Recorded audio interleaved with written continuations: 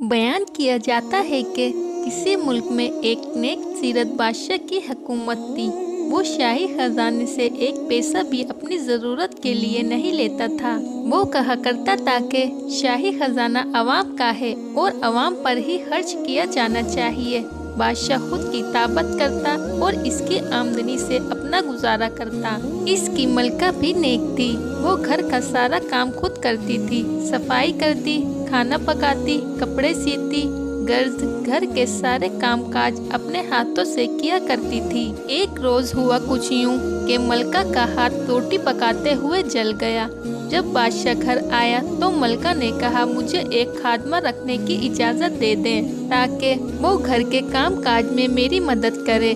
बादशाह ने कहा, मलका तुम जानती हो कि मैं शाही खजाने से एक पैसा भी नहीं लेता, इसलिए कि ये अवाम का पैसा है और मेरी आमदनी इतनी नहीं कि मैं एक खादमा रख सकूं, क्योंकि मेरी आमदनी मेरे हाथ की कमाई पर है और किताबत से इतनी आमदनी नहीं होती कि मैं एक तुम्हारे लिए खादमा रख सकूं।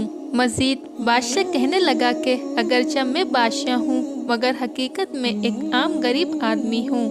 शाही खजाने पर सिर्फ अवाम का हक है, जो सिर्फ अवाम के फलाह के लिए ही खर्च होना चाहिए।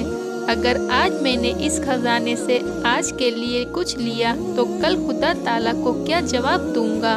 मलका तुम हलाल की कमाई पर सब्र शुक्र करो, पर रोज कयामत खुदा तुम्हें इसका बहुत अजर देगा।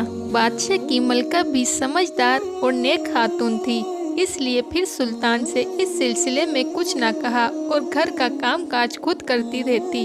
इसलिए कहा जाता है कि खुदा से दोस्ती रखना हो तो अपने हाथ से कमाओ और हलाल रिस्क से अपने और ख़ानदान की कफालत करो।